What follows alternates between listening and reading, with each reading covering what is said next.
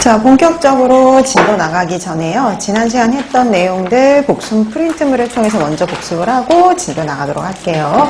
자, 1번부터 보시면 클로스리디움 퍼프리젠스균에 의해서 발생하는 웰추균 식중독은요. 생성 독소에 따라 A에서 F형으로 나누어지는데요. 이 중에서 주로 식중독을 일으키는 건 A형이었죠. 그래서 보통 전 세계적으로요. 주로 발생하는 건 A형이에요.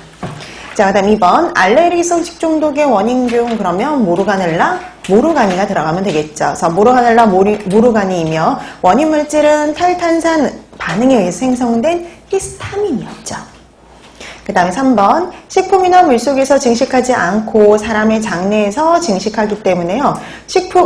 증식함으로 식품의 오염원은 사람의 분변이며 생굴 등의 비가열 식품이 원인이 되어 발생하기 쉬운 것 그러면 노로바이러스죠. 그래서 우리가 보면은 사람이 장내에서 증식하고 외부에서는 자가 증식을 할 수 없는 거 바이러스죠. 노로바이러스 식중독입니다.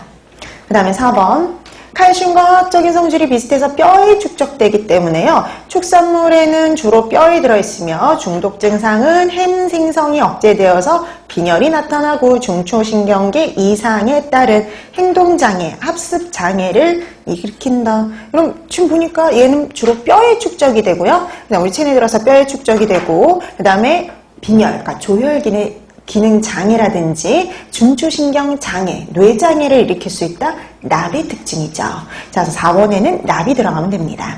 그 다음에 5번 동물의 간과 신장에 많으며 만성 중독으로 인해 신장의 세뇨간에 이상이 생겨서요. 아미노산 및 지단백질, 저단백질이 오줌 중에 배설이 있는데요. 단백뇨 증상을 말하는 거죠. 단백뇨 증상, 골연화증을 일으킬 수 있다. 카드뮴입니다.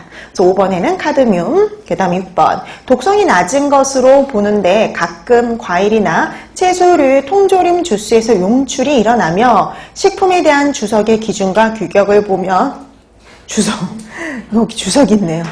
주석이에요. 그래서 6번에는 주석. 과일과 채소 통조림에서 용출되기 쉽다라고 하면 주석이 되죠. 독성은 낮은 편이에요. 독성은 낮은 편이에요. 다른 납이나 카드뮴, 수은보다는 좀 낮은 편이죠.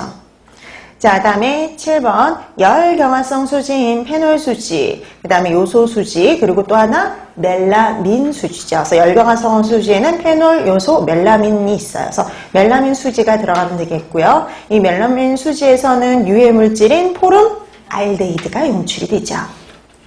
그 다음에 8번 최근 프라이팬 등의 수지 가공에 이용되는 테플론을요 300도씨 이상으로 가열할 때 생성되는 유독 성분은 헥사플로로에탄이라는 성분이었죠. 자, 그래서 이 헥사플로로에탄이라는 물질도 독성이 강한 그런 최기형성의 물질이었어요. 자, 다음에 9번 환경호르몬의 일종으로 식품용 용기에 사용되기도 하고요. 난분해성 물질로 주요 성분에는 DOP, DEP, DHP 이런 것 등이 있다. 푸탈레이트죠.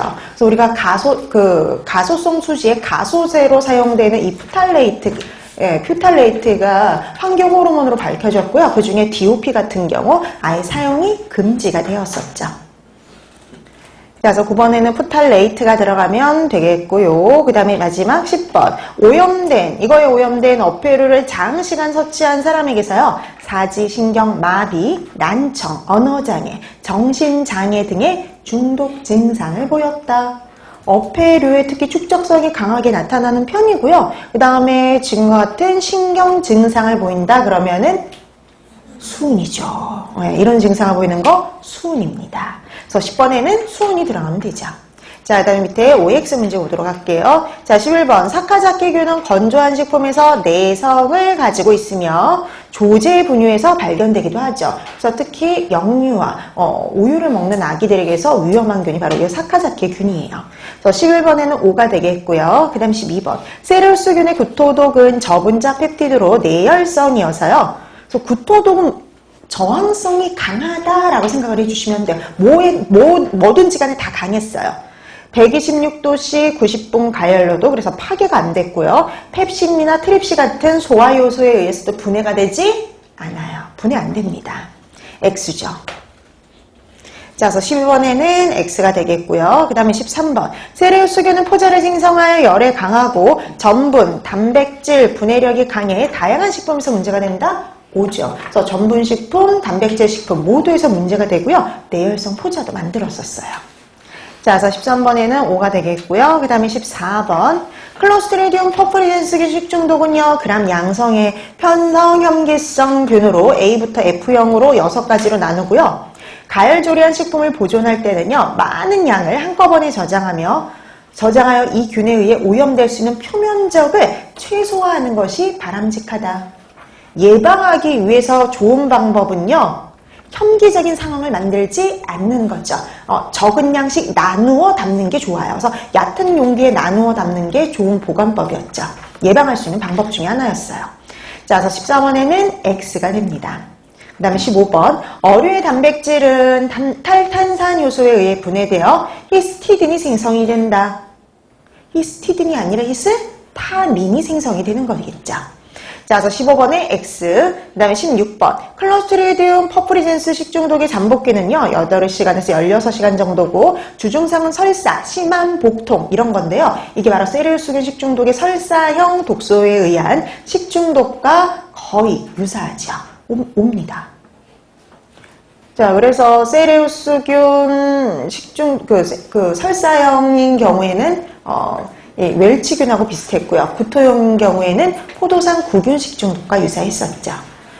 자, 그래서 16번에 5가 되겠고요. 그 다음에 17번. 세레우스의 설사형 식중독을 일으키는 균은요, 식품 중에서 독소를 생성하지 않고 장 내에서 균이 증식하는 동안 독소를 생성한다. 맞습니다. 그래서 우리 설사형의 특징은요, 중간형이에요. 그렇죠? 중간형. 그래서 체 내에서 만들어진 독소에 의해서 식중독이 발생했었죠. 그래서 17번에는 5가 되겠고요. 그 다음에 18번. 세균성 식중독을 일반적인 치료법이나 백신이 개발되어 있지 않으나, 세균성 식중독은요, 치료법이 개발되어 있어요. 그 다음에 항생제에도 효과가 있어요. 근데 바이러스성 식중독은 백신이 존재하지 않죠. 치료법, 백신이 개발되어 있는 건 없어요.